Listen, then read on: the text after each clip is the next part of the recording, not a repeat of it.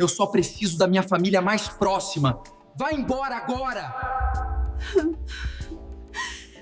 Há momentos na existência que nos transformam de forma irrevogável. Instantes que cindem a nossa vida num antes e num depois. Para mim, esse instante chegou num corredor hospitalar, gelado e impessoal, iluminado por lâmpadas fluorescentes que cintilavam de forma irregular, enquanto enfermeiras transitavam com passos apressados, evitando meu olhar. Naquela noite, no Hospital Santa Luzia, compreendi que as frases mais lancinantes não são as proferidas aos gritos, mas as que são sussurradas com frieza diante de estranhos que desviam o rosto, constrangidos. Mãe, a Clara só quer a família próxima aqui. A voz do meu filho soou etérea, como se emergisse das profundezas de um abismo, ainda que ele estivesse a meros passos de distância. Busquei os seus olhos. Aqueles mesmos olhos que eu vira abrir-se pela primeira vez há 3 décadas. Aqueles olhos que me fitavam com devoção infinita quando ele era pequeno. Aqueles olhos que agora se esquivavam dos meus, como se ele tivesse vergonha da minha presença. E então, enquanto eu, desesperada, procurava um sinal de remorso, um vestígio do filho que eu conhecia, o Tomás proferiu a sentença que me partiu ao meio: não insista. Ela nunca simpatizou consigo. O mundo pareceu deter a sua rotação. Os sons do hospital converteram-se num zumbido longínquo, os passos transformaram-se em ecos e eu permaneci ali, imóvel, no corredor, sentindo algo no meu íntimo a despedaçar-se em silêncio absoluto. Mas, antes de prosseguir, assegure-se de que já subscreveu o canal, deixe o seu gosto e partilhe nos comentários de onde está a acompanhar a minha história. Tenho imensa curiosidade em saber até onde esta narrativa já terá chegado. 8 horas de estrada. 8 horas sentada num autocarro antiquado, com o odor persistente a gasóleo e a comida enlatada. 8 horas a observar, através de uma janela embaciada, a sucessão de cidades, serranias e autoestradas intermináveis, enquanto idealizava aquele momento, o instante em que finalmente conheceria o meu neto. Planeara meticulosamente cada pormenor na minha mente ao longo de toda a viagem. Imaginei como seria segurá-lo pela primeira vez, o aroma da sua cabecinha, a sensação da sua pele sedosa contra minha face. Visualizei os olhos do Tomás a brilhar de orgulho ao apresentar-me o seu filho. Imaginei a Clara, exausta, porém feliz, permitindo-me ajudá-la. Sonhei com tantas coisas, mas nunca, jamais, imaginei isto. Nunca concebi que meu próprio filho me olharia como se eu fosse uma intrusa, um incômodo a resolver, como se a minha presença, após 8 horas de viagem, após uma vida inteira de sacrifícios, fosse um peso. O primeiro choro do meu neto que ouvi proveio de detrás de uma porta fechada, um choro tênue, frágil, maravilhoso, e eu estava do lado de fora, como uma desconhecida a quem negavam a entrada. Pensei em todas as vezes que o Tomás chorou quando era bebê, em como eu embalava durante horas na calada da noite, caminhando descalça pela casa fria, cantarolando melodias improvisadas, prometendo-lhe que tudo ficaria bem. Lembrei-me de como seu pai dormia profundamente enquanto eu apertava nosso filho contra o meu peito, sentindo seus gritos transformarem-se em suspiros e os seus suspiros em sono tranquilo. Pensei nas noites de febre, nas corridas desesperadas ao hospital, nos medos que apenas uma mãe consegue compreender. E agora, esse mesmo filho, o homem que eu acalentara quando o mundo lhe parecia assustador, afirmava que eu não era bem-vinda no momento mais significativo da sua vida. Chamo-me Beatriz Nogueira, tenho 60 anos, nasci no Porto, numa casa com quintal amplo e macieiras. Cresci a auxiliar a minha mãe na cozinha, aprendendo a confeccionar pão de ló artesanal, ouvindo seus conselhos sobre a vida e o amor. Casei jovem, aos 23 anos, com um homem bondoso, trabalhador, de poucas palavras, mas de caráter íntegro. Tivemos o Tomás quando eu tinha 29 anos, e a partir desse dia, a minha vida passou a orbitar em torno daquele menino. Quando meu marido faleceu, o Tomás tinha 14 anos, um infarte fulminante numa quinta-feira comum. Partiu sem se despedir, como quem fecha uma porta sem fazer ruído. E ficamos os dois, o Tomás e eu, a tentar perceber como prosseguir sem ele. Vendemos o pequeno negócio da família e eu comecei a trabalhar no que surgia. Limpei gabinetes médicos de madrugada, com as mãos a cheirar a lixívia e desinfetante. Trabalhei como recepcionista durante as tardes. Regressava a casa com os pés inchados e as costas doridas, mas sempre com um sorriso para o meu filho, porque ele era minha razão de viver, a minha força motriz, o meu universo.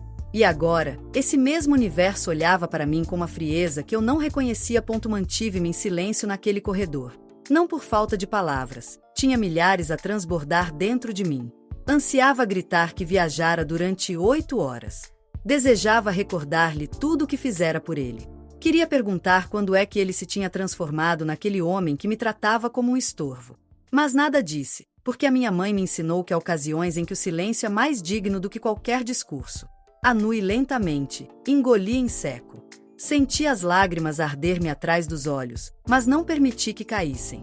Não lhes daria esse prazer. Agarrei a minha mala de cabedal gasta, aquela mala castanha escura que a minha mãe me oferecerá quando completei 35 anos. Para que a leves contigo em todos os momentos importantes da tua vida, dissera-me. E vejam só, eu cumprirá. Aquela mala acompanhará-me quando Tomás nasceu, quando se licenciou, quando se mudou para Lisboa e, agora, acompanhava-me nesta humilhação profunda. Virei-me sobre os meus calcanhares, não disse adeus, não dei os parabéns, não proferi uma única palavra. Apenas caminhei, um pé à frente do outro, por aquele corredor infinito do Hospital Santa Luzia. As luzes fluorescentes cintilavam sobre a minha cabeça. O cheiro acre de desinfetante enojava-me. Ouvia vozes distantes, risos de outras famílias a celebrarem nascimentos, choros de recém-nascidos, anúncios pelo altifalante. Passei por outras avós que seguravam os seus netos nos braços. Vi-nas a sorrir, a chorar de felicidade, a tirar fotografias. Vi-nas a fazer parte de algo belo. E eu continuei a caminhar. Saí do hospital pelas 9 da noite. O ar quente de agosto em Lisboa embateu no meu rosto. Fiquei parada no passeio, a observar os táxis a circularem, as pessoas a entrarem e a saírem do hospital, a vida seguir o seu curso normal enquanto a minha desmoronava por completo. Não sabia para onde ir. O meu autocarro de regresso só partia na tarde do dia seguinte. Tinha planeado ficar vários dias, ajudar com o bebê, cozinhar para o Tomás e para Clara, ser útil. Mas já não havia nada para fazer. Apanhei um táxi para um hotel econômico que encontrei na internet, um quarto minúsculo com paredes finas e uma cama que rangia. Do corredor, ouviam-se risos, televisões com o volume no máximo, casais a discutirem. Sentei-me na beira daquela cama estranha e, finalmente, libertei as lágrimas. Chorei como não chorava desde a morte do meu marido. Chorei por todas as expectativas desfeitas, por todas as ilusões destruídas, por aquele neto que acabará de nascer e que me haviam impedido de conhecer. Mas, sobretudo, chorei pelo meu filho, pelo menino que me abraçava com força e me dizia amo-te, mãe, antes de adormecer, pelo adolescente que chorara nos meus braços quando seu pai morreu, pelo jovem que me prometera que estaria sempre ao meu lado. Onde estava aquele filho? Em que momento se tinha transformado no homem que me via como um incômodo? Naquela noite, mal preguei olho. Fiquei a olhar para o teto manchado daquele hotel barato, a ouvir os ruídos da cidade que nunca dorme, a pensar em tudo que correrá mal pelas 6 da manhã. Levantei-me, tomei um banho demorado, deixando que a água quente levasse consigo uma réstia daquela dor. Vesti-me com cuidado. Coloquei a roupa que trouxera especificamente para a ocasião. Maquilhei-me, ainda que ninguém me fosse ver, porque não permitiria que me vissem derrotada. Desci para tomar o pequeno almoço na pequena sala de refeições do hotel, café aguado e um bolo seco, mas isso pouco importava. De qualquer forma, não tinha apetite. Passei o dia a vaguear pela cidade sem um destino definido, apenas a caminhar, a observar montras, a sentar-me em bancos de jardim, a ver famílias a passar, mães com seus filhos, avós com seus netos, famílias completas e felizes, enquanto eu estava completamente sozinha. Pelas 4 da tarde, dirigi-me à estação rodoviária. Sentei-me num banco de plástico à espera do meu autocarro. Havia outras pessoas à espera também. Uma senhora idosa lia uma revista. Um jovem ouvia música com auscultadores. Uma família comia sanduíches e bebia refrigerante. Todos tinham um destino. Todos tinham alguém à sua espera. E eu tinha apenas uma casa vazia. No Porto. O autocarro partiu às 10, mais 8 horas de viagem. Mas, desta feita, não olhava pela janela a imaginar momentos felizes. Desta vez, apenas via o meu próprio reflexo no vidro escuro. Uma mulher de 60 anos, cansada, triste, sozinha. Interroguei-me se o Tomás teria notado a minha partida, se lhe teria importado, se, em algum momento, teria pensado, devia ter tratado melhor a minha mãe. Mas algo no meu íntimo me sussurrava que não. Algo me dizia que, naquele preciso instante, ele estava completamente feliz com a sua nova família, com a sua esposa, com o seu filho. E eu era apenas um pensamento incômodo que ele preferia esquecer. Cheguei ao Porto pelas 6 da manhã. O sol começava a nascer, as ruas estavam desertas. Apanhei um táxi para minha casa. Quando abri a porta, tudo estava exatamente como deixará. A chávena de café por lavar, o jornal do dia anterior. O silêncio, aquele silêncio que outrora era paz e que, agora, era solidão profunda. Deixei a minha mala no chão, pendurei a minha mala de cabedal no gancho da porta, preparei um café e sentei-me à mesa da cozinha. A mesma mesa onde o Tomás e eu tomávamos o pequeno almoço juntos quando ele era criança. A mesma mesa onde ele fazia os trabalhos de casa enquanto eu preparava o jantar. A mesma mesa onde, agora, me sentava em absoluta solidão. Permaneci ali durante alguns minutos, com a chávena de café entre as mãos, como se aquele calor tênue fosse a única coisa a segurar-me ao mundo. Sentia que ele tinha cruzado uma linha, mas não sabia, com exatidão, em que momento tudo começara a desmoronar-se. Antes de decidir o que fazer com aquela dor, precisava de recuar no tempo, de revisitar cada passo que nos trouxera até ali. Às vezes, confiamos excessivamente em quem não devemos. Também já se desiludiu com alguém que amava. Há memórias que guardamos como fotografias perfeitas, instantes congelados no tempo onde tudo era simples, onde o amor não doía, onde ser mãe era a coisa mais natural e bela do mundo. Tomás nasceu numa madrugada de novembro, há 30 anos. Era uma época de chuvas torrenciais, e naquela noite, o céu abrirá-se como se pretendesse purificar o mundo inteiro. As ruas do porto transformaram-se em rios. Os trovões ribombavam com tanta força que faziam estremecer as janelas. Eu estava de cama, a agarrar a minha barriga, sentindo as contrações a percorrerem o corpo como ondas cada vez mais frequentes e intensas. O meu marido, o Antônio, corria de um lado para o outro do quarto, nervoso, à procura das chaves do carro, da mala do hospital, tentando manter a calma, ainda que as suas mãos tremessem visivelmente. Calma, Antônio. Está tudo bem, dizia eu, entre respirações ofegantes. Temos tempo. Mas, na verdade, não tínhamos assim tanto tempo. As contrações intensificaram-se, tornaram-se mais regulares. O meu corpo sabia que era hora, ainda que a minha mente não estivesse totalmente preparada para enfrentar o desconhecido. O Antônio ajudou-me a descer as escadas. A chuva ensopou-nos nos breves segundos que levamos a chegar ao carro. Ele conduziu como nunca o vira conduzir, rápido, mas cauteloso, com as mãos firmes no volante, os limpa-parabrisas a lutarem contra o dilúvio. Aguenta, amor. Estamos quase a chegar.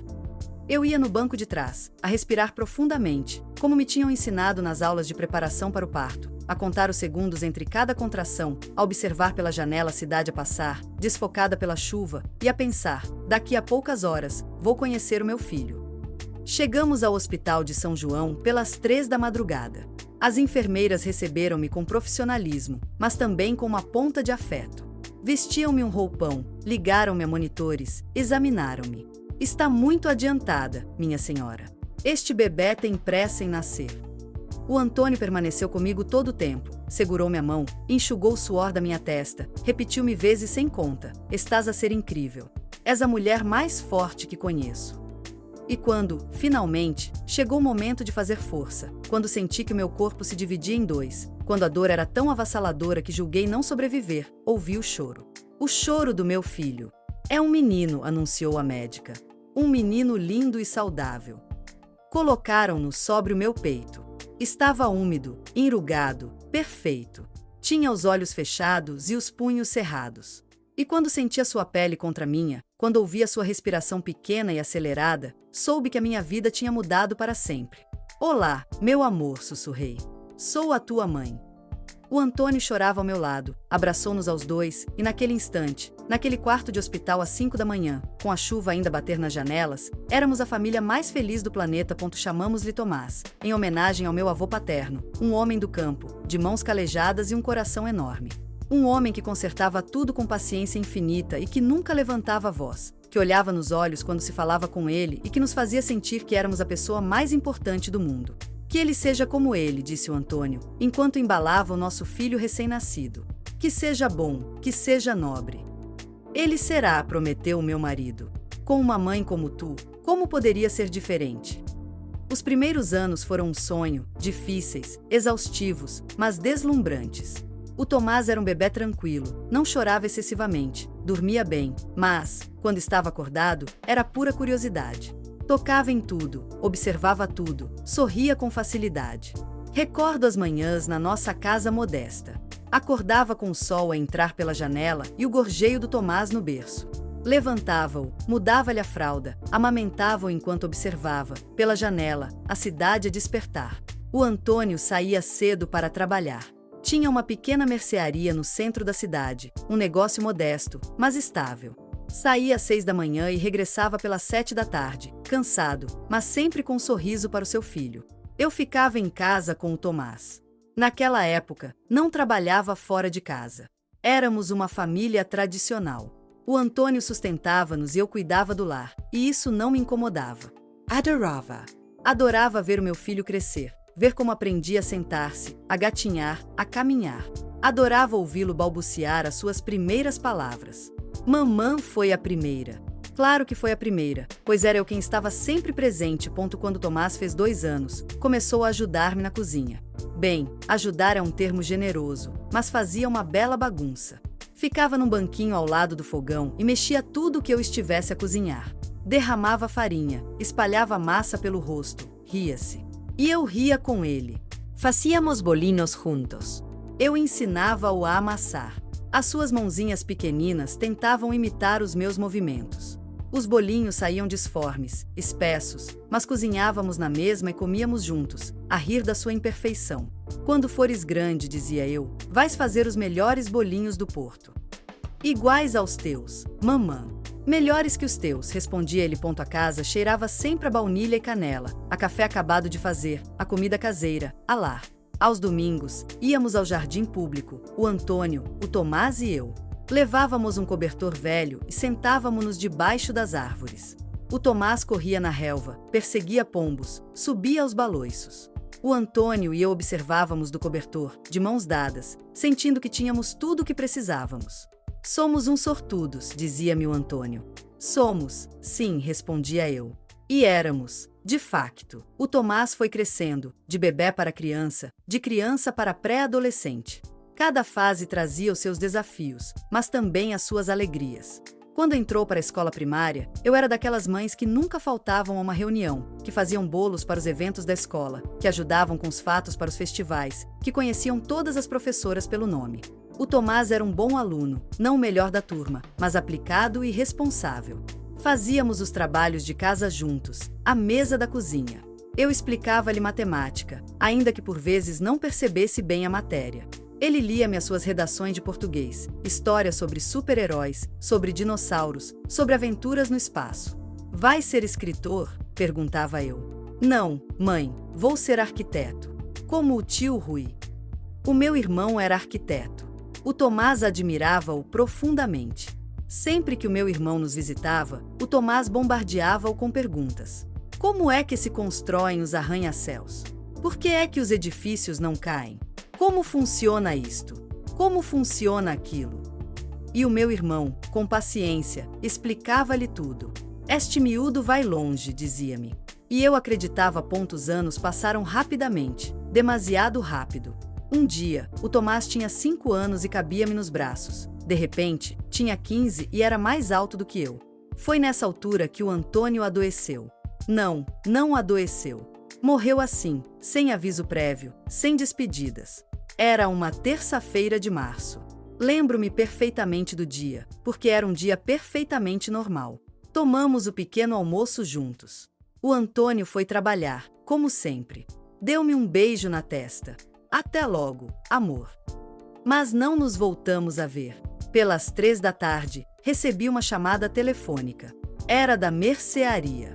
Senhora Beatriz, precisa de vir ao hospital. O seu marido.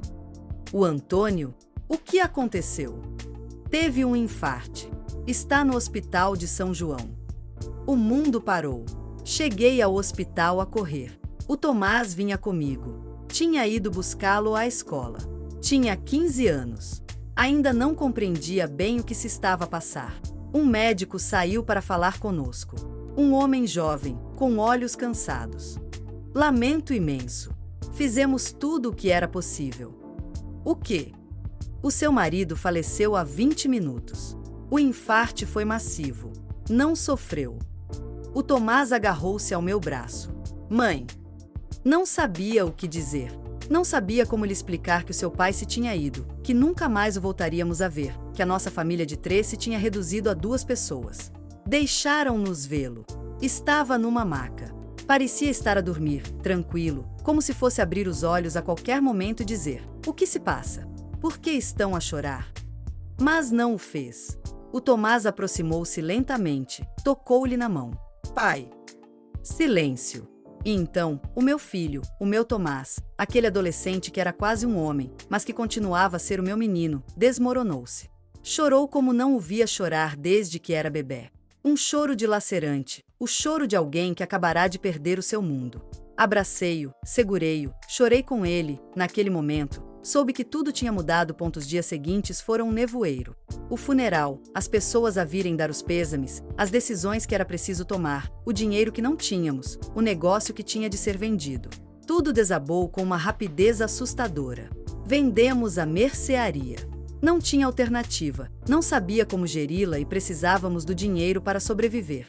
Com esse dinheiro, saldei as dívidas do Antônio, paguei o funeral, as contas em atraso e guardei o que sobrou para a educação do Tomás. Porque o meu filho ia estudar, mesmo que eu tivesse de me matar a trabalhar. O meu filho ia ter uma carreira. Comecei a trabalhar no que surgia. Uma clínica dentária precisava de alguém para limpar os gabinetes. Pagava um pouco, mas era alguma coisa. Entrava às 5 da manhã, limpava soalhos, casas de banho, janelas. Tudo cheirava a lixívia e desinfetante. As minhas mãos tornaram-se ásperas, as minhas costas começaram a doer, mas isso pouco importava. Pelas 2 da tarde, saía dali e dirigia-me diretamente para outro emprego, como recepcionista noutra clínica. Atendia telefones, marcava consultas, sorria para os pacientes, ainda que estivesse morta de cansaço. Saía às 8 da noite, chegava a casa e o Tomás já tinha feito os trabalhos de casa, já tinha preparado qualquer coisa para o jantar. Esperava por mim. Como foi o teu dia, mãe? Bem, filho. E o teu?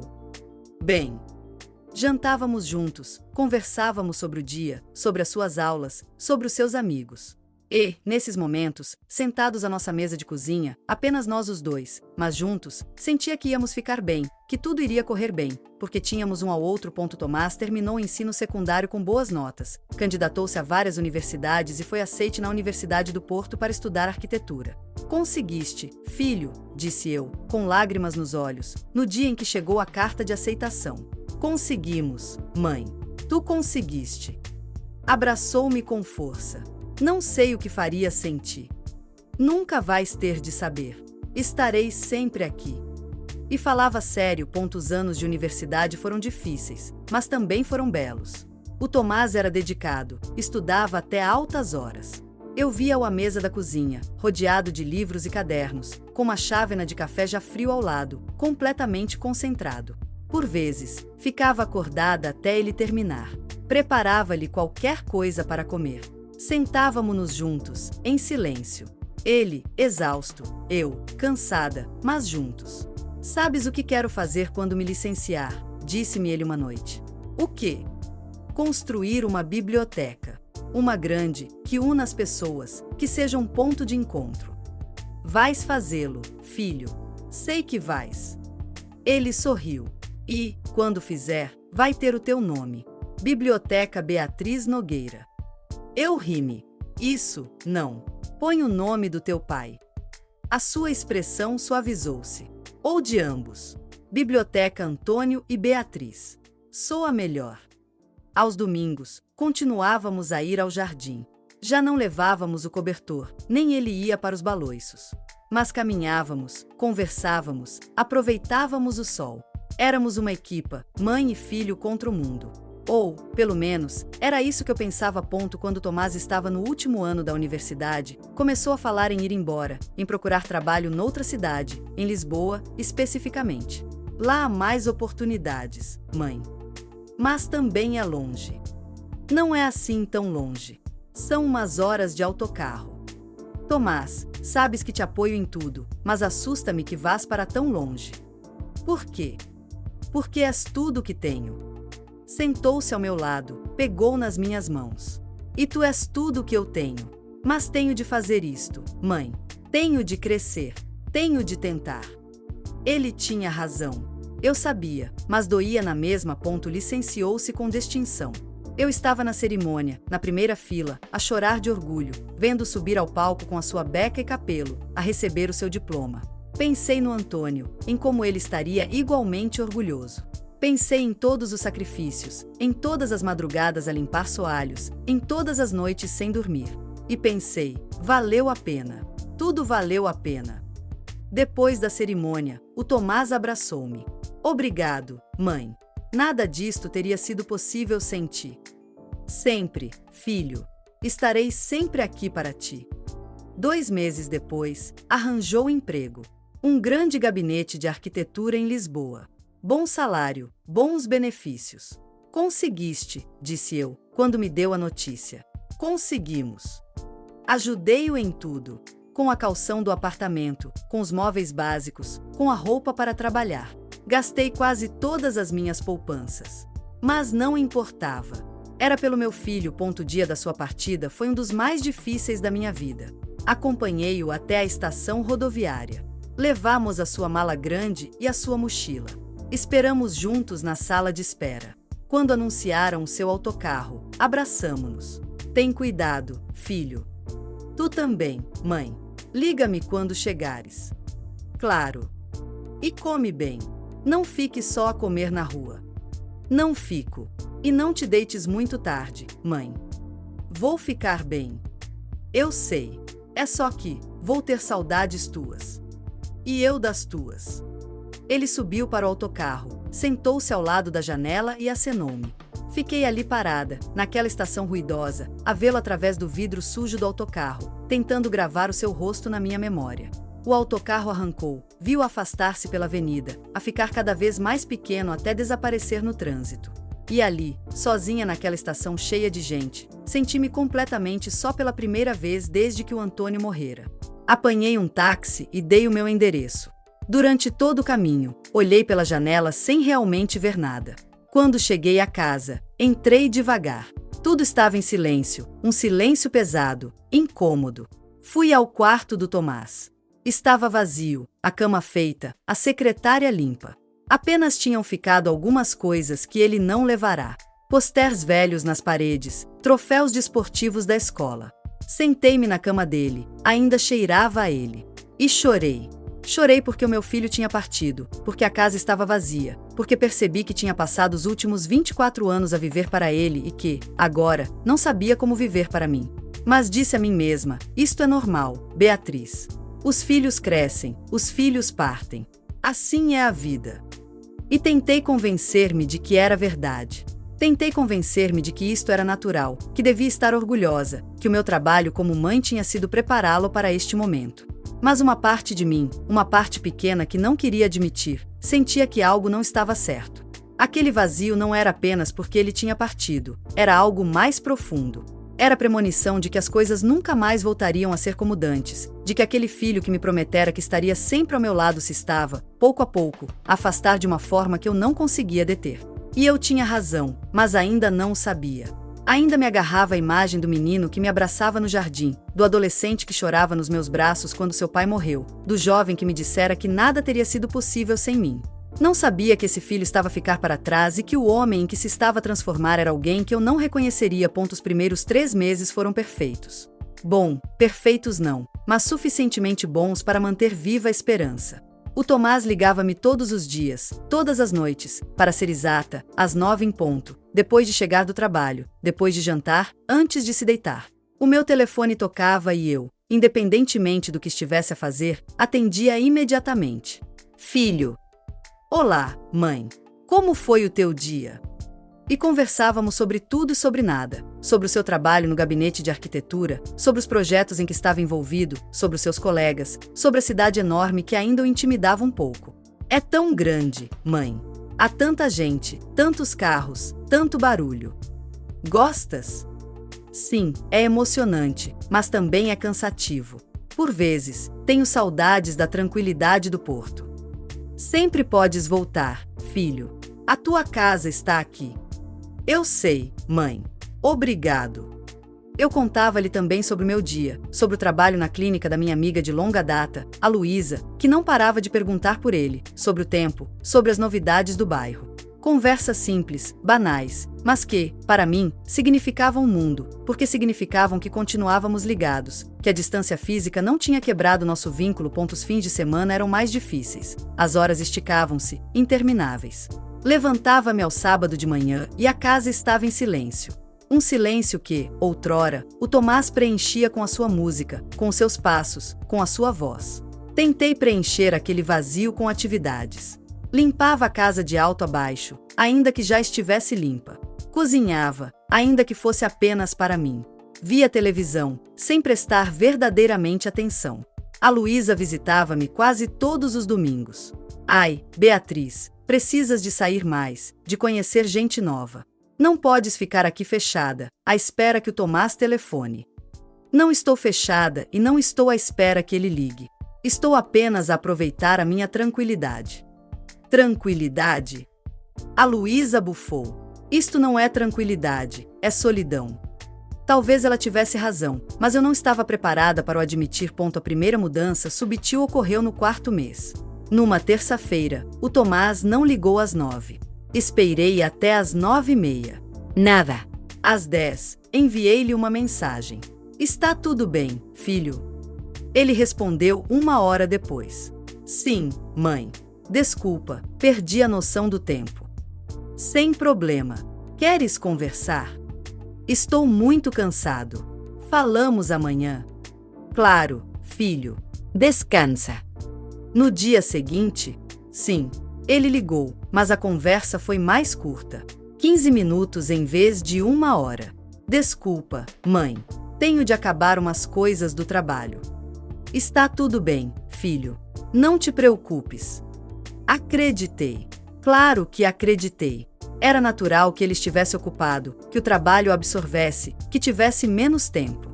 Mas, então, passou de ligar todos os dias para ligar de 2 em 2 dias, depois de 3 em 3 e depois uma vez por semana. A mudança foi gradual, mas constante, como uma maré que recua tão devagar que só nos damos conta quando ficamos parados na praia vazia, a perguntarmos-nos para onde foi o mar quando falávamos. A sua voz soava diferente, distante, como se estivesse a pensar noutras coisas enquanto falava comigo. Tomás, estás bem? A tua voz parece estranha. Estou bem, mãe, só cansado. Tens comido bem? Sim. E tens dormido o suficiente? Sim, mãe. Tens a certeza de que está tudo bem? Um suspiro do outro lado. Sim, mãe. Está tudo bem. É só que tenho andado muito ocupado. Compreendo, filho. Não quero incomodar-te. Não incomodas. Mas o seu tom dizia outra coisa. Tentei não ser intensa, não contactar com tanta frequência, esperar que fosse ele a procurar-me. Mas os dias entre chamadas foram ficando mais longos. 1 semana, 2 semanas. Houve uma vez em que passaram 18 dias sem conversarmos. 18 dias em que acordava todas as manhãs à espera que o meu telefone tocasse, em que revia compulsivamente se tinha mensagens, em que me interrogava se teria feito algo de errado, se o teria sufocado, se teria sido demasiado exigente. Quando, finalmente, me ligou, depois daqueles 18 dias, tentei soar descontraída. Filho, que surpresa! Olá, mãe. Como tens estado? Bem. E tu? Muito ocupado. O trabalho está intenso. Tão intenso que não podes ligar à tua mãe, disse, num tom de brincadeira, mas saiu mais cortante do que pretendia. Silêncio incômodo. Desculpa, mãe. A sério, tenho estado enterrado em trabalho. Compreendo. É só que tenho saudades tuas, filho. Tenho saudades de conversar contigo. E eu tenho saudades tuas também. Mas tens de compreender que a minha vida aqui é diferente. Tenho muitas responsabilidades. Eu sei. Não quero pressionar-te. Só quero saber de ti. E vais saber de mim. Prometo que vou ligar mais. Mas não ligou. As chamadas continuaram a espaçar-se. Quando falávamos, eram cada vez mais breves, mais superficiais. Já não me contava sobre o seu dia, já não me perguntava sobre o meu. Eram conversas funcionais, como cumprir uma obrigação. Como estás? Bem. O que tens feito? Trabalhar. Algo de novo? Não. Bom, filho, deixo-te descansar. Ok, mãe. Tem cuidado. E desligávamos. Eu ficava com o telefone na mão, sentindo algo invisível, mas tangível, a romper-se entre nós. Foi numa dessas chamadas breves, quase protocolar, que o Tomás lançou a bomba. Ah, mãe, conheci alguém. O meu coração deu um salto, não de alarme, mas de esperança. Uma namorada. O meu filho tinha uma namorada. Ah, sério, filho? Que bom! Conta-me tudo. Pela primeira vez em semanas, ouvi emoção genuína na sua voz. Chama-se Clara, é designer de interiores, trabalha no mesmo gabinete. Que bom, filho! E como ela é? É incrível, mãe. É inteligente, talentosa, linda. Tem 29 anos, licenciou-se na Universidade de Lisboa. 29 anos. O Tomás tinha 25. Ela era mais velha, mas isso pouco importava. Fico muito feliz por ti, filho. Já estamos juntos há algum tempo. Uns 2 meses. 2 meses. E só agora me estava a contar. E como vai tudo? Muito bem. A verdade é que estou muito feliz, mãe. Há muito tempo que me não sentia assim. A sua felicidade era palpável, genuína, e eu fiquei feliz por ele. Genuinamente fiquei, porque uma mãe sempre deseja ver o seu filho feliz. Adoraria conhecê-la, filho. Houve uma pequena pausa. Sim, claro. Em algum momento. Em algum momento. Sim, mãe. Ainda é muito cedo. Estamos apenas a conhecer-nos. Mas já faz 2 meses. Sim, mas, vamos ver. Não quero apressar as coisas. Anui, ainda que ele não me visse. Está bem, filho. Quando quiseres. Obrigado por compreenderes. Manda-me uma fotografia de vocês os dois. Outra pausa. Melhor depois. Sim, tenho de ir. A Clara está à minha espera. A Clara está à minha espera. Estas 4 palavras cravaram-se no meu peito, sem que eu soubesse bem porquê. Ok, filho. Divirtam-se. Obrigado, mãe. Amo-te. Também te amo. Desligou antes que eu pudesse dizer mais alguma coisa. Fiquei sentada na minha poltrona, a olhar para o telefone, a tentar processar o que acabará de acontecer. O meu filho tinha uma namorada. Era uma boa notícia. Eu devia estar a festejar. Então, por que é que sentia aquele nó no estômago?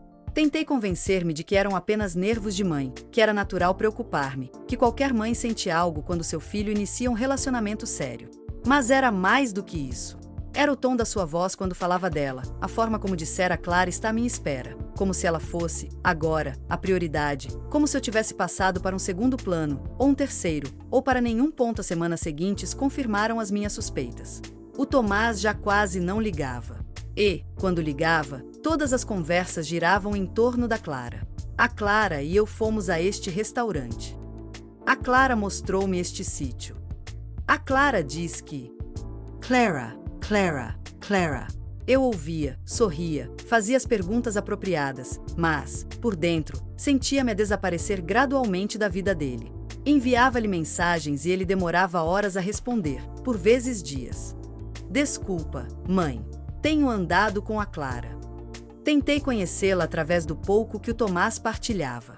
Pelo que consegui perceber, ela vinha de uma família abastada de Lisboa. O pai era um empresário de sucesso, a mãe era galerista. Tinha uma irmã mais nova a estudar direito. Uma família diferente da nossa, uma família com dinheiro, com educação universitária de gerações, com contactos influentes. Não como nós. Uma família do Porto, de classe média que se tornou modesta quando Antônio morreu, uma mãe que limpava soalhos e um filho que estudará com bolsas. Interroguei-me sobre o que a Clara pensaria de nós, de mim. Tentei não pensar dessa forma, não criar histórias na minha cabeça, mas era difícil quando Tomás partilhava cada vez menos comigo. Um dia, enquanto conversávamos ao telefone, ouvi uma voz feminina ao fundo. Tomás, anda. Já vou, amor. Amor, a Clara está aí? Perguntei. Sim, mãe. Está aqui no apartamento. Ah, não sabia que moravam juntos. Silêncio. Não moramos juntos. Ela veio apenas visitar-me. Compreendo. Outro silêncio incômodo. Mãe, tenho de te deixar. A Clara e eu vamos sair. Claro, filho. Divirtam-se. Obrigado. Liga-te depois.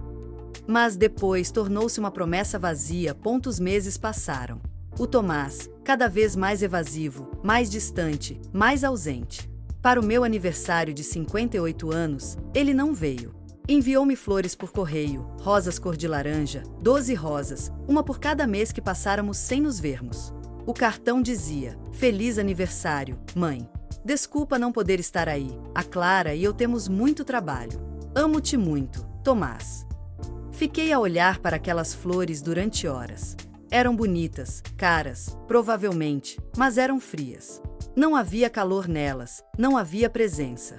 Eram apenas um lembrete de que meu filho estava a centenas de quilômetros de distância, demasiado ocupado com a sua nova vida para vir visitar a sua mãe no seu aniversário. A Luísa organizou um almoço na minha casa, convidou algumas amigas do bairro, fizemos uma feijoada, cantamos os parabéns, comemos bolo. Toda a gente perguntou pelo Tomás. O teu filho não veio? Não pôde. Está muito ocupado com o trabalho. Ai, que pena. De certeza que está com saudades. Sorry. Com certeza. Mas, por dentro, interrogava-me se seria verdade. Naquela noite. Depois de toda a gente ter ido embora, arrumei a louça sozinha, guardei as sobras, varri o chão, limpei a cozinha e, quando finalmente tudo estava limpo e arrumado, sentei-me na minha poltrona com uma chávena de chá. As rosas cor de laranja estavam num vaso em cima da mesa. Olhei fixamente para elas e, pela primeira vez, permiti-me pensar naquilo que andara a evitar durante meses. O meu filho estava a afastar-se e eu não sabia como detê-lo. Pior ainda, começava a suspeitar que não podia detê-lo. Porque, quando alguém quer ir embora, quando alguém decide que há coisas mais importantes do que nós, não há nada que possamos fazer. Apenas podemos assistir à sua partida e tentar não nos despedaçarmos no processo. As flores foram murchando com o passar dos dias. As pétalas ficaram castanhas, caíram uma a uma. Devia tê-las deitado fora. Qualquer pessoa normal tê-las ia deitado, mas eu deixei-as ali, secas, mortas, naquele vaso em cima da mesa, como um lembrete de algo que ainda não queria aceitar, de que o filho que conhecera, o filho que me ligava todos os dias, o filho que me dissera que nada teria sido possível sem mim, esse filho já não existia ou, pelo menos, já não existia para mim. Momentos na vida em que nos forçamos a acreditar numa mentira, porque a verdade é demasiado dolorosa. Momentos em que nos convencemos de que nós somos o problema, porque é mais fácil mudarmos-nos a nós mesmos do que aceitar que alguém que amamos nos está a magoar. Eu cheguei a esse ponto depois do meu aniversário de 58 anos. Sentei-me na minha cozinha, a olhar para aquelas rosas mortas, e tomei uma decisão. A culpa era minha. Claro que era. Com certeza, ligava-lhe em excesso. Com certeza, fazia demasiadas perguntas. Com certeza, eu era uma daquelas mães intensas, daquelas que não sabem libertar os seus filhos, daquelas que o sufocam com seu amor. O Tomás precisava de espaço, precisava de construir a sua própria vida. E eu, com a minha necessidade constante de saber dele, de falar com ele, de fazer parte do seu mundo, estava a afogá-lo. Esta narrativa fazia sentido, era lógica, era o que todas as revistas de psicologia diziam. Aprenda a libertar os seus filhos adultos. Não seja uma mãe helicóptero. Deixe o seu filho viver a sua vida. Então, decidi fazer exatamente isso. Parei de o contactar completamente. Se ele quisesse falar comigo, que me ligasse. Eu não o pressionaria mais. Passou uma semana sem conversarmos. Esperei. Revisei o meu telefone compulsivamente, mas não marquei o seu número. Dei-lhe espaço. Repeti a mim mesma: ele está ocupado, vai ligar quando puder. Passaram 2 semanas, 3, um mês. Alguns dias, era difícil até respirar. Acordava de manhã com um peso no peito, interrogando-me se, naquele dia, o Tomás me ligaria. Ia trabalhar, regressava a casa, olhava para o meu telefone. Nada. A Luísa percebeu. Beatriz, há quanto tempo não falas com o Tomás? 1 mês, mais ou menos. E por que é que não ligas para ele? Porque estou a tentar dar-lhe espaço, a não ser intensa. A Luísa olhou para mim com aqueles olhos que me conhecem há 40 anos, aqueles olhos que veem através de todas as minhas defesas. Ou estás a castigar-te por precisares do teu filho? As suas palavras atingiram-me em cheio. Não me estou a castigar. Estou apenas a respeitar o espaço dele. Há uma diferença entre respeitar o espaço dele e desaparecer da vida dele, Beatriz. E o que queres que eu faça? Que lhe ligue e o incomode, que o pressione. Quero que deixes de pensar que precisar do teu filho é incomodá-lo. Fiquei em silêncio. A Luísa suspirou. Não sei o que se está a passar com Tomás, mas sei que a culpa não é tua. És uma mãe amorosa, uma boa mãe. E, se ele não consegue ver isso, o problema é dele, não teu. Quis acreditar nela. Verdadeiramente quis, mas era mais fácil culpar-me a mim mesma. Na quinta semana, o meu telefone tocou finalmente. Era o Tomás. O meu coração deu um salto tão violento que pensei que ia sair-me do peito. Respirei fundo 3 vezes antes de atender. Tentei soar descontraída, como se não estivesse à espera daquela chamada há 35 dias. Filho. Olá, mãe. Como tens estado? A sua voz soava alegre, leve, como se nada tivesse acontecido. Como se não tivéssemos passado mais de um mês sem falar. Bem, filho. E tu? Muito bem. Muito bem. Na verdade, estou a ligar-te porque tenho uma notícia. O meu coração acelerou novamente. O que foi? A Clara e eu vamos casar. O mundo parou. Todo o ruído de fundo desapareceu. O tic-tac do relógio da cozinha, o zumbido do frigorífico, o latido distante de um cão na rua. Tudo silenciou. Mãe, estás aí? Sim, sim. Desculpa, filho. Que surpresa. Surpresa boa. Engoli em seco. Claro, claro que sim. Parabéns, filho. Fico muito feliz. Ficava feliz? Não sabia.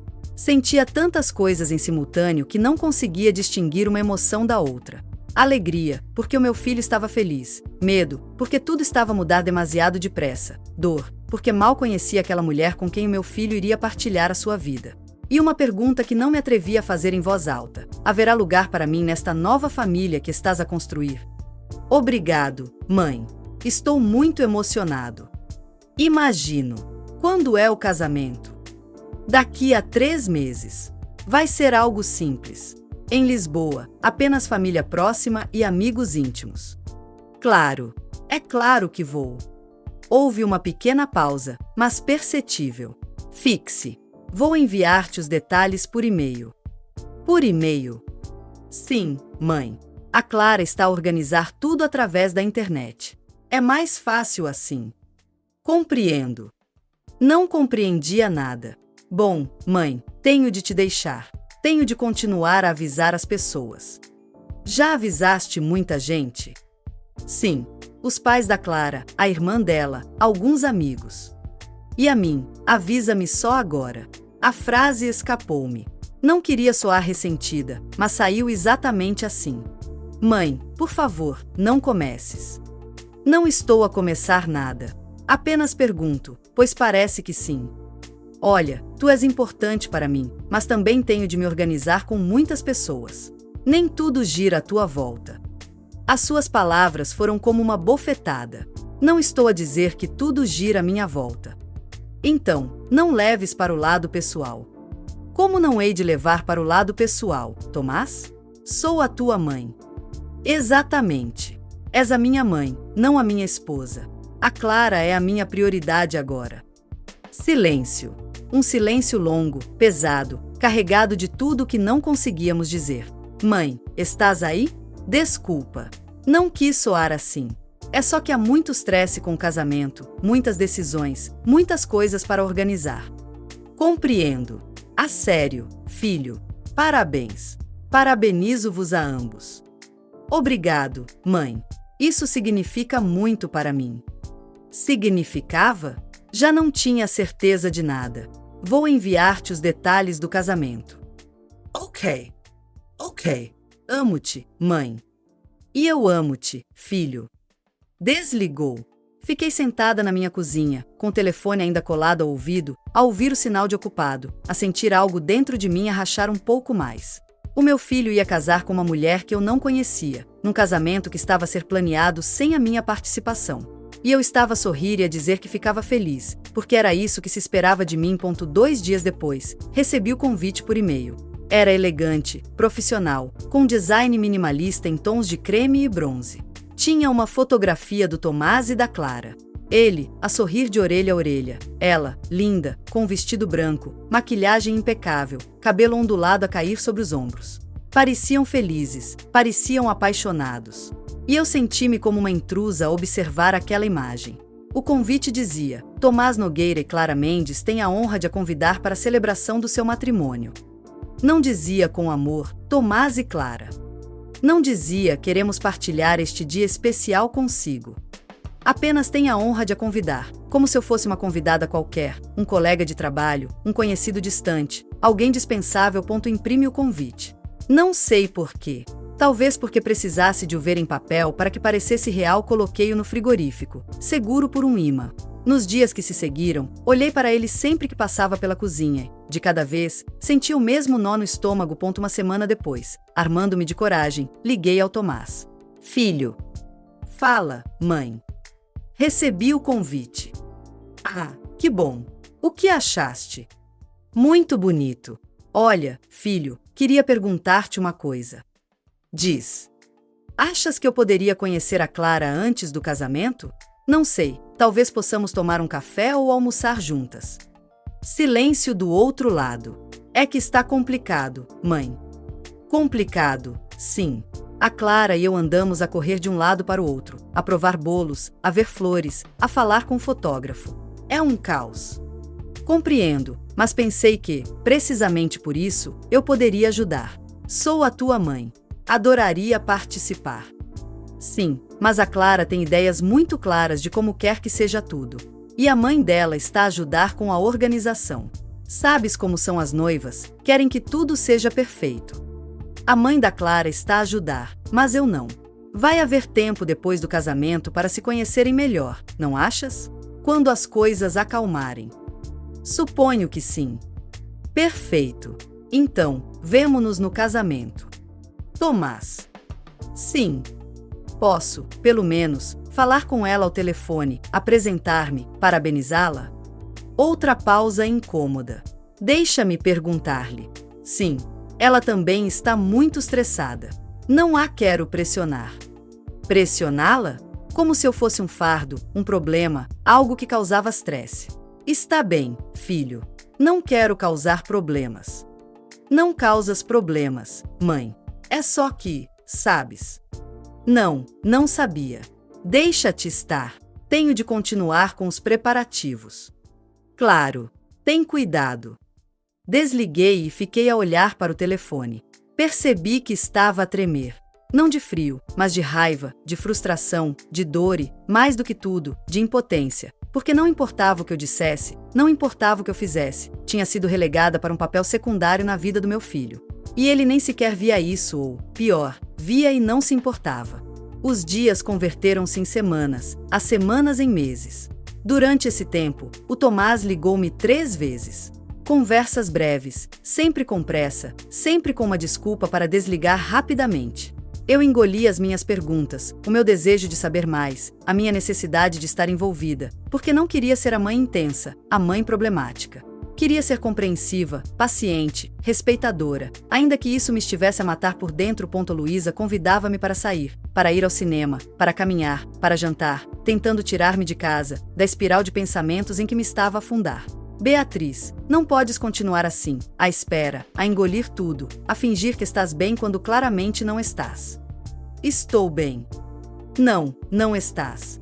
E não há problema em não estar bem. O que não está bem é que continues a fingir. Mas fingir era mais fácil do que enfrentar a verdade, e a verdade era demasiado dolorosa. 2 semanas antes do casamento, decidi que precisava de comprar algo para vestir. Não podia chegar ao casamento do meu filho com qualquer coisa. Tinha de estar bem, apresentável. Fui a um centro comercial, entrei em várias lojas, experimentei vestidos, blusas, saias. Nada me agradava ou, melhor dizendo, nada me fazia sentir da forma como queria sentir-me. Queria sentir-me importante, valorizada, como a mãe do noivo, mas cada vestido que experimentava me fazia sentir invisível. Acabei por comprar um fato elegante, mas discreto, apropriado para um casamento, apropriado para uma convidada comum. Comprei também sapatos novos e fui ao cabeleireiro do bairro para arranjar o cabelo. Ocasião especial? Perguntou a cabeleireira. O casamento do meu filho. Que emoção! O primeiro filho? O único? Sim. Ai, que lindo! De certeza que ele está muito feliz por partilhar este dia consigo. Sorri. De certeza. Mentira. Tudo era mentira. Mas era mais fácil mentir a estranhos do que admitir a verdade. No dia anterior ao casamento, apanhei o autocarro para Lisboa. Mais 8 horas de viagem, mas, desta vez, não ia emocionada. Não ia imaginar momentos bonitos. Ia com um nó no estômago, com medo, com a certeza de que algo iria correr mal. Cheguei cedo de manhã. O Tomás tinha me dado o endereço de um hotel perto do local do casamento. Nada de luxuoso. Um quarto simples num hotel de 3 estrelas. Fiz o check-in, subi para o quarto, deixei a minha mala, sentei-me na cama e permiti-me chorar durante uns minutos. Apenas uns minutos, porque tinha de me recompor, tinha de estar preparada, tinha de ser forte. O casamento era às 4 da tarde, num jardim na zona norte da cidade. Cheguei às 3. Não queria chegar atrasada, mas também não queria ser a primeira. Quando cheguei, já havia gente. Empregados a acertar os últimos pormenores, músicos a preparar os instrumentos, flores por todo lado. Era lindo, simples, elegante. E eu estava ali parada, à entrada, a sentir-me completamente deslocada. Vi a Clara ao longe. Estava com um grupo de mulheres, todas a rir, todas lindas, todas vestidas de forma impecável. Respirei fundo e aproximei-me. A Clara virou-se, olhou-me de cima a baixo. Os seus olhos detiveram-se um segundo a mais nos meus sapatos, na minha roupa, no meu cabelo. E, nesse segundo, soube exatamente o que ela estava a pensar. Esta mulher não se enquadra aqui. Mas sorriu. Um sorriso perfeito, ensaiado. Deve ser a Beatriz, a mãe do Tomás. Sim, muito prazer, Clara. Finalmente conheço-te. Aproximei-me para abraçar. Ela aceitou, mas foi mecânico, sem calor, como abraçar alguém por obrigação. Afastou-se rapidamente. Que bom conhecer-te. O Tomás tem falado muito de si. Tem falado? Duvidei igualmente. Estás linda. Obrigada. Silêncio incômodo. Bom, desculpa. Tenho de continuar a receber os convidados. Sabes como é. E afastou-se, sem me perguntar como estava, sem me perguntar sobre a viagem, sem me apresentar as mulheres com quem estava. Simplesmente foi embora. Fiquei ali parada, no meio daquele jardim deslumbrante, rodeada de estranhos, a sentir-me mais sozinha do que nunca. Procurei o Tomás com o olhar. Encontrei-o perto do altar, a conversar com os homens de fato.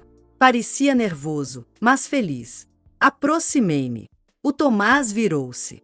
Mãe, chegaste. Abraçou-me.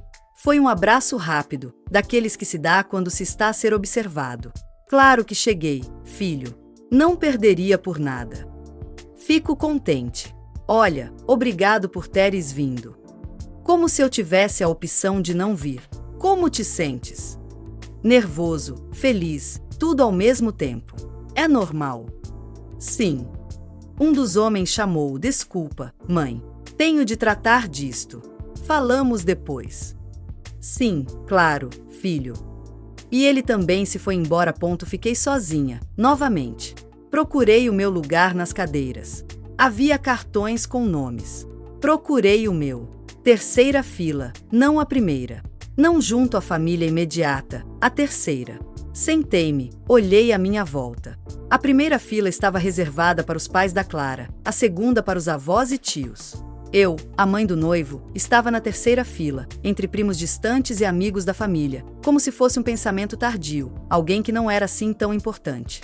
Engoli em seco, tentei não chorar. Não importa, disse a mim mesma. O que importa é que o Tomás seja feliz. Mas importava. Claro que importava. A cerimônia começou. Foi linda. O Tomás parecia tão feliz. A Clara estava radiante. Quando trocaram os votos, chorei. Mas não eram lágrimas apenas de alegria, eram lágrimas de luto, porque algo no meu íntimo me dizia que estava a perder o meu filho. Não para uma nova vida, estava a perdê-lo para mim. Depois do casamento, tudo se transformou em silêncio. Não o tipo de silêncio pacífico que reconforta, mas o tipo de silêncio ensurdecedor que nos recorda constantemente o que perdemos. O Tomás ligou-me uma vez depois de voltar da lua de mel. Uma semana nas Maldivas, que vi documentada por completo nas redes sociais da Clara. Fotos na praia, em restaurantes elegantes, a brindar com taças de champanhe, a sorrir, a beijar-se, felizes. Eu dei gosto em cada foto, comentei coisas como que lindos ou aproveitem. Ela nunca respondeu aos meus comentários, nenhum. Quando Tomás finalmente ligou, soava relaxado, contente. Olá, mãe. Como tens estado? Bem, filho. Como foi a lua de mel? Incrível. As Maldivas são um paraíso. Devias ir um dia. Com que dinheiro? Quis dizer, mas não disse. E tu, o que tens feito? O de sempre, trabalhar, a casa, nada de especial. Que bom. Silêncio. Bom, mãe. Só ligava para te cumprimentar. Estamos a organizar o apartamento. A Clara trouxe muitas coisas e temos de as acomodar. Claro, filho. Não te preocupes. Ligo-te em breve. Sim, quando puderes. Tem cuidado. E desligou. 5 minutos. A conversa durou 5 minutos. Fiquei a olhar para o telefone, a sentir aquele vazio no meu peito aumentar. Os dias converteram-se em semanas, as semanas em meses. O Tomás ligava de 15 em 15 dias, de 3 em 3 semanas. Conversas breves, superficiais, sempre com pressa. Como está a mãe? Bem, filho. E tu? Como vai tudo com a Clara? Bem, tudo tranquilo. Fico contente. Olha, quando é que vem visitar-me? Há tanto tempo que não os vejo. Em breve, mãe, em breve. Em breve. Essa palavra tornou-se uma promessa vazia, um placebo que me davam para me manter calada, mas em breve nunca chegava a ponto. Tentei preencher os meus dias. A Luísa e eu inscrevemo-nos numas aulas de pintura no centro comunitário do bairro. Aprendi a pintar aguarelas. Para quem são essas pinturas? Perguntou-me a Luísa um dia. Para quando tiver netos, respondi, sem pensar. A Luísa olhou para mim, mas não disse nada. Ambas sabíamos que isso estava muito longe de acontecer, ou, pelo menos, era o que eu pensava. Foi numa dessas chamadas quinzenais que o Tomás me deu a notícia. Era uma quinta-feira à noite. Eu estava a ver televisão quando meu telefone tocou. Vi o nome dele no visor e o meu coração deu o salto habitual. Filho. Olá, mãe. Como estás? Bem. Está tudo bem por aí? Sim, muito bem. Na verdade, tenho uma notícia. Algo no seu tom alertou-me. Soava emocionado, nervoso, como quando era criança e tinha algo importante para me contar. O que foi? A Clara está grávida. O mundo parou. Todo o ruído de fundo desapareceu. A televisão, o zumbido do frigorífico, o trânsito na rua, tudo silenciou. Mãe, estás aí? Sim. Desculpa. O que disseste? Que a Clara está grávida. Vamos ter um bebê. Senti as lágrimas a subirem, o meu coração a expandir-se de uma forma que doía. Filho, não sabes o quanto fico feliz. E era verdade. Estava genuinamente feliz. Ia ser avó. Depois de tantos anos a cuidar do Tomás, depois de todos os sacrifícios, depois de toda a dor, ia ter um neto. De quantos meses está? 3 meses. 3 meses. E só agora me estava a dizer. Por que é que não me disseste antes? Quisemos esperar. Sabes, por precaução. Os primeiros 3 meses são os mais delicados. Compreendo. Mas não compreendia, porque tinha certeza de que não fui a primeira a saber. E como está a Clara? Como se sente? Cansada, mas bem. Teve algumas náuseas, mas nada de grave. Está emocionada, imagino. Já sabem o que é? Ainda não. Vão dizer-nos na próxima consulta. Que emoção, filho. Sim, mãe. Estou muito feliz. Assustado também, mas feliz. Pela primeira vez em meses, ouvi calor genuíno na sua voz. Ouvi o filho que conhecia, o menino que me procurava quando tinha medo, o jovem que partilhava os seus sonhos comigo. Vai ser um pai maravilhoso, filho. Espero que sim. Eu sei. Silêncio confortável, daqueles que há muito não partilhávamos. Olha, mãe. Sim. Obrigado por tudo. Por estares aí. Senti as lágrimas, finalmente, a transbordarem. Sempre, filho. Estarei sempre aqui para ti. Eu sei. Conversamos mais um pouco. Contou-me os planos que tinham, do quarto do bebê que iam começar a preparar, dos nomes que estavam a considerar. Quando desligamos, fiquei sentada na minha poltrona, a chorar. Mas, desta vez, eram lágrimas de felicidade, de esperança, de pensar que, talvez, apenas talvez, as coisas estivessem a mudar, que, com a chegada daquele bebê, o Tomás me deixaria voltar a fazer parte da sua vida, que eu poderia ser a avó que sempre sonhara ser. Que ingênua fui. Os dias seguintes foram os mais felizes que tivera em meses. Contei a Luísa, as minhas colegas de trabalho, as senhoras do grupo de pintura. Vou ser avó. Toda a gente me parabenizava, abraçava-me, partilhava minha alegria. Comecei a pintar um quadro para o bebê, com cores suaves. Cada pincelada era uma prece, um pensamento de amor para aquele bebê que ainda não conhecia, mas que já amava com todo o meu coração. Liguei ao Tomás uns dias depois. Filho, estou a pintar um quadro para o bebê. Que lindo, mãe. Obrigado. Posso fazer mais? Talvez um mobile? Claro, mãe, o que quiseres. E a Clara? Posso falar com ela, parabenizá-la, perguntar se precisa de alguma coisa? Houve uma pausa. Ela está a descansar agora, mas digo-lhe para te ligar. Prometes. Prometo. Mas a Clara nunca ligou. Enviei-lhe uma mensagem pelo Instagram.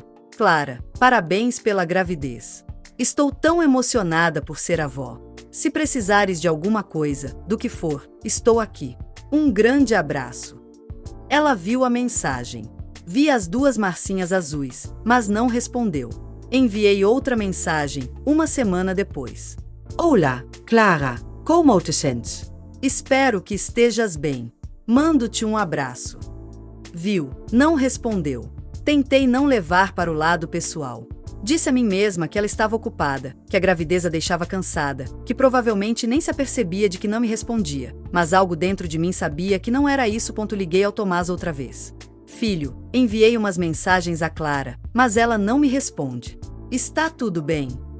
Sim, mãe, está tudo bem. É só que ela está muito cansada, sabes como é a gravidez. Podes pedir-lhe que me ligue, nem que seja 5 minutos. Gostava de conversar com ela. Outro silêncio incômodo. Mãe, a Clara não é muito de falar ao telefone, prefere mensagens. Mas ela não responde às minhas mensagens. Dá-lhe tempo. Ela está muito sensível agora, com a gravidez. Havia sempre uma desculpa. Havia sempre uma razão para eu não me poder aproximar. Os meses passaram. Acompanhei a gravidez da Clara através do Instagram. Ela publicava fotos da barriga, das roupinhas que compravam, do quarto do bebê que estavam a decorar. Era uma menina. Iam chamar-lhe Matilde. Matilda? A minha neta chamar-se-ia Matilde. Comentei em cada publicação. Que lindo! Já quero conhecer a minha Matilde. Amuvo! A Clara nunca respondeu uma única vez, mas respondia aos comentários de outras pessoas, das suas amigas, da sua família. Apenas ignorava os meus. Tentei não dar importância. Disse a mim mesma que eram coisas da minha cabeça, que estava a ser paranoica, mas era difícil ignorar o óbvio. Mandei uma encomenda pelo correio, o quadro que tinha pintado, um livro de histórias infantis, um cartão. O cartão dizia: para minha futura neta, mal posso esperar para te conhecer. Já te amo mais do que as palavras podem expressar. A tua avó Beatriz. Passaram 2 semanas até receber uma mensagem do Tomás. Mãe, chegou a tua encomenda. Obrigado. O quadro está bonito. Foi tudo. Não uma foto da Clara com o quadro. Não uma mensagem de agradecimento dela. Nada. Apenas o quadro está bonito, como se fosse um objeto qualquer, não algo que eu tinha criado com as minhas próprias mãos, com amor, com esperança. Liguei para o Tomás. Filho, a Clara gostou do quadro? Sim, mãe, já te mandei mensagem. Eu sei, mas pensei que talvez ela me ligasse para agradecer.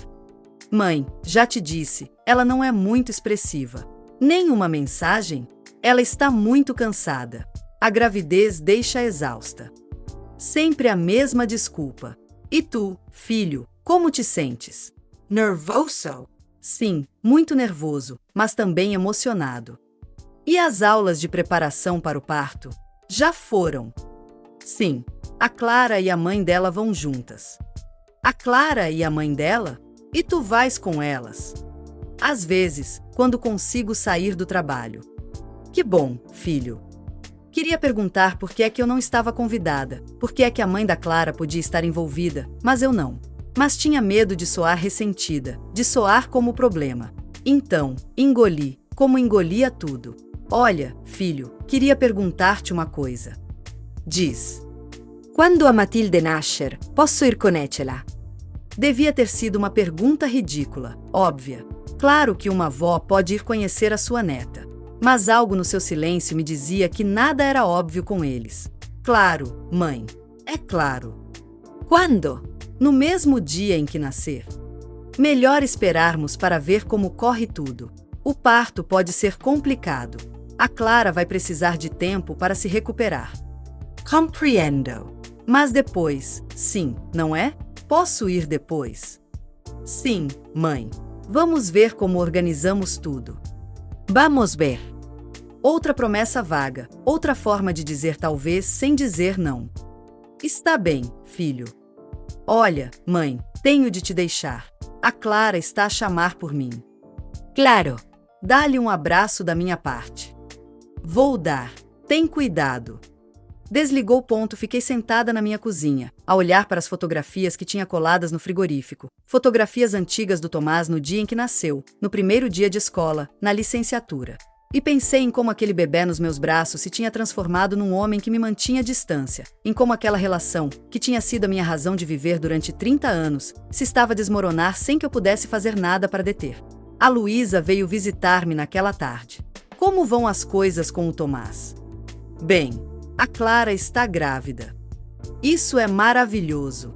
Quando nasce? Daqui a 3 meses. Já planeaste quando vais? Fiquei em silêncio. Beatriz, convidaram-te? O Tomás diz que sim, que depois do parto. Mas não no mesmo dia. Diz que a Clara vai precisar de tempo. A Luísa olhou para mim com aqueles olhos que tudo veem. Beatriz, o que se está realmente a passar? E foi ali, sentada na minha cozinha com a minha melhor amiga, que finalmente disse em voz alta: acho que a Clara não me quer por perto. Por que é que pensas isso? Por que ignora as minhas mensagens? Por que não me agradece as coisas que lhe mando? Porque o Tomás tem sempre uma desculpa para eu não falar com ela. Porque a mãe da Clara está envolvida em tudo, mas eu não. As lágrimas começaram a cair. Porque sinto que me estão a afastar da minha própria neta antes mesmo de ela nascer. A Luísa abraçou-me. Ai, Beatriz. Não sei o que fazer, Luísa. Tentei tudo. Fui paciente. Dei-lhes espaço. Tentei não pressionar, mas nada resulta. Já falaste sobre isto com o Tomás? Não posso. Se o fizer, vou parecer a sogra problemática, a avó intensa, e aí, sim, vão afastar-me completamente. Mas não podes ficar calada para sempre. E o que queres que eu faça? Que exija, que me queixe. Já perdi o meu filho. Não posso arriscar perder a minha neta também. A Luísa suspirou. Não perdeste o teu filho. Mas ambas sabíamos que sim, ou, pelo menos, que eu tinha perdido o filho que conhecera. Aquele filho que me ligava todos os dias, que me incluía na sua vida, que me fazia sentir importante. Aquele filho já não existia, e o homem que se tinha transformado via-me como uma obrigação, como algo que tinha de gerir, como um problema a resolver. 2 semanas antes de a Matilde nascer, armei-me de coragem e liguei para o Tomás. Filho, preciso de falar contigo. Fala, mãe. Quero estar aí quando a Matilde nascer. Silêncio. Mãe, já falamos sobre isso. Não, não falamos. Disseste que veríamos, mas eu preciso de saber. Preciso de planear. Preciso de comprar a minha passagem. É que, não sei se seja boa ideia, mãe. Senti o chão abrir-se sob os meus pés. O quê? A Clara está muito nervosa, muito ansiosa. Os médicos dizem que ela precisa de estar tranquila. E eu não a vou deixar tranquila. Não é isso. É só que ter muita gente à volta estressa-a. Muita gente. Sou a tua mãe. Sou a avó. Eu sei, mãe. Mas o quê, Tomás? Ouvi vozes ao fundo. A Clara dizer qualquer coisa que não conseguia perceber. Mãe, é melhor conversarmos depois. Não, Tomás, por favor. Diz-me apenas a verdade. A Clara não quer que eu vá. Silêncio longo, longo demais. Ela acha que seria melhor esperarmos uns dias, para nos ambientarmos, para nos adaptarmos. E tu, o que é que achas? Acho que tenho de apoiar a minha esposa. É ela que vai dar à luz. É ela que vai estar vulnerável. Eu não vou fazer mal, Tomás.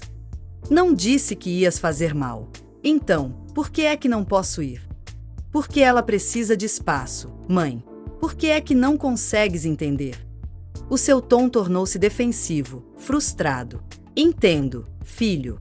O que não entendo é por que é que a mãe da Clara pode estar aí, mas eu não. Por que é que a mãe dela sim e a mãe dele não? É diferente. Por que é diferente? Por que é, mãe? Não compliques mais as coisas. Tomás. Mãe, por favor, não compliques. Já tenho estresse que chegue. A Clara está prestes a dar à luz. Tenho muito trabalho. Estou a tentar manter tudo sob controle. Podes, pelo menos desta vez, não tornar isto mais difícil? As suas palavras atingiram-me como uma bofetada. Tornar mais difícil? Querer conhecer a minha neta? Sim, porque agora não é um bom momento. E quando vai ser um bom momento? Quando eu te disser.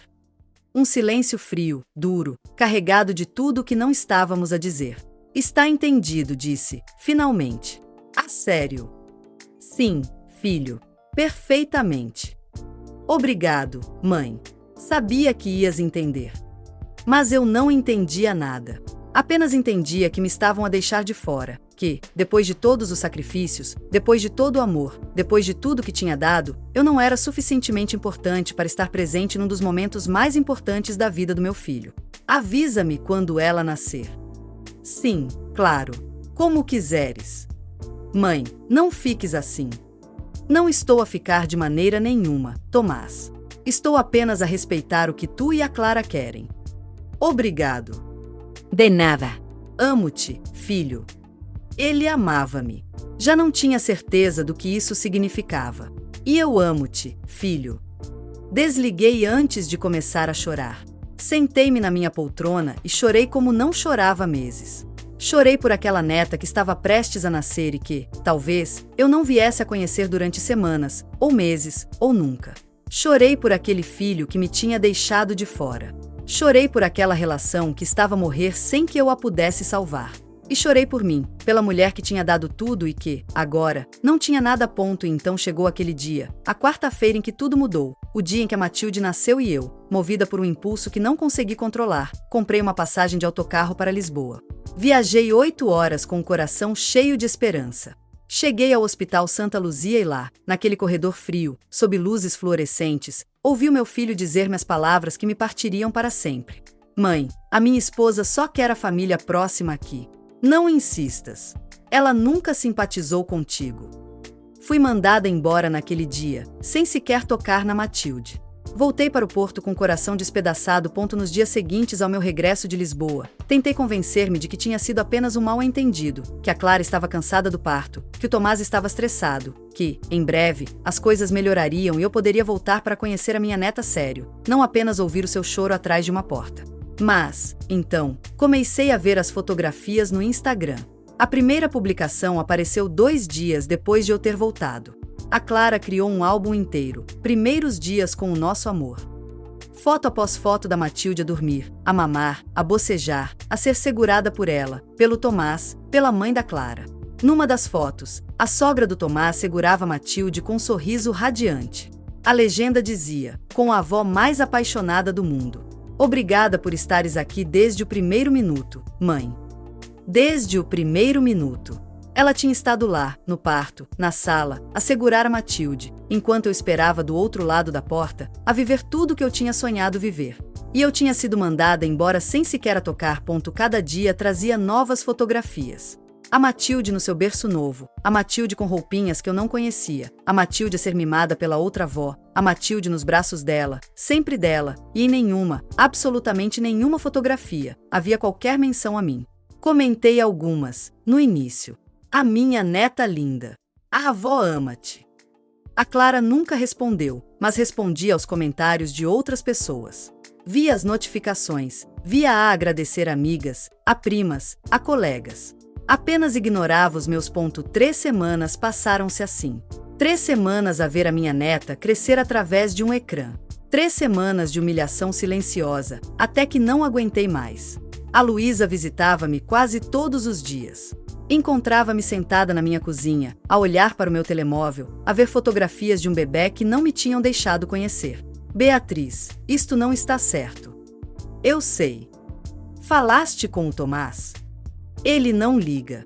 Apenas publica fotografias. Já passaram 3 semanas. Eu sei. E vais continuar à espera? O que mais posso fazer, Luísa? Podes exigir, podes impor limites. Podes dizer ao teu filho que isto não se faz. E se o fizer, vão afastar-me completamente. Já te afastaram, Beatriz. O que mais te podem tirar? Ela tinha razão, mas eu ainda tinha medo de perder o pouco que me restava.